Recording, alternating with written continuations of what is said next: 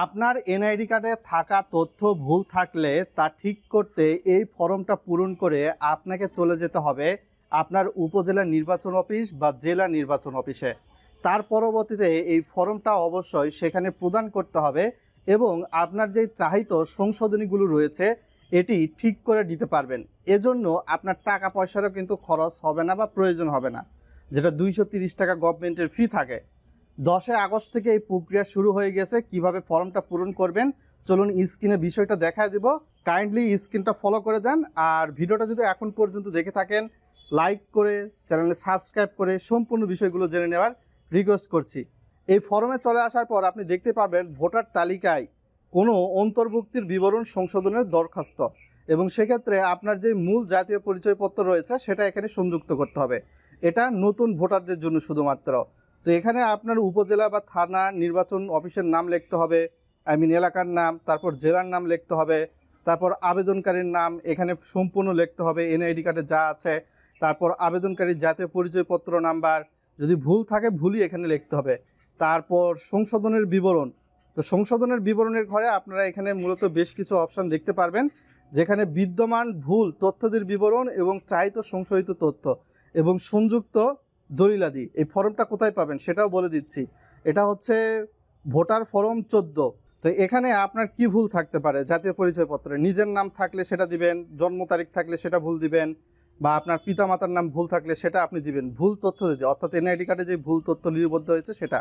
তারপর আপনি চাহিত তথ্য, আপনি কোন কোন তথ্যটা ঠিক করতে চাচ্ছেন। আপনার এনআইডি কার্ডের নাম আছে এ, আপনি হয়তো বা আপনার নাম বি, সেটা আপনার চাহিত সংশোধনের ঘরে লিখতে হবে, অর্থাৎ জন্ম তারিখ মাস সাল যেটাই আপনি সংশোধন চান, বা পিতামাতার নাম বা ঠিকানা।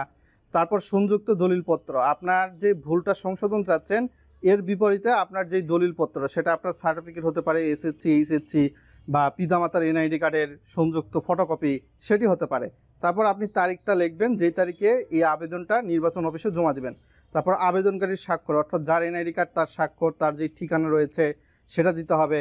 তারপর ফোন নাম্বার দিতে হবে, এটা যদিও লেখা আছে যদি থাকে, এখন সকল মানুষেরই ফোন নাম্বার থাকে, তো ফোন নাম্বারটা দিতে হবে। তারপর দাখিলকৃত দলিলাদি পরীক্ষান্তে আবেদনকারীর আবেদন অনুযায়ী ভোটার তালিকায় অন্তর্ভুক্তি সংশোধন করা হইল। তো এখানে মূলত ক নাম্বার এই অপশানটা রয়েছে এখানে, অথবা এখানে দেখতেই পাচ্ছেন নিম্নোক্ত কারণে আবেদনকারীর আবেদন মঞ্জুর করা হইল। এখানে রেজিস্ট্রেশন অফিসারের স্বাক্ষর সিল থাকবে, এখানে আপনাকে কিছু করতে হবে না। এর পরবর্তীতে প্রাপ্তি স্বীকারপত্র যেটা, এটা আপনাকে দিবে। আপনার এখানে নাম লেখা থাকবে, আপনার জমা দেওয়ার তারিখ, তারপর পরবর্তী যোগাযোগের তারিখ, জাতীয় পরিচয়পত্র নাম্বার, তারপর রেজিস্ট্রেশন অফিসারের সিল এবং স্বাক্ষর, এ সংক্রান্ত বিষয় এখানে আপনি দেখতে পারবেন।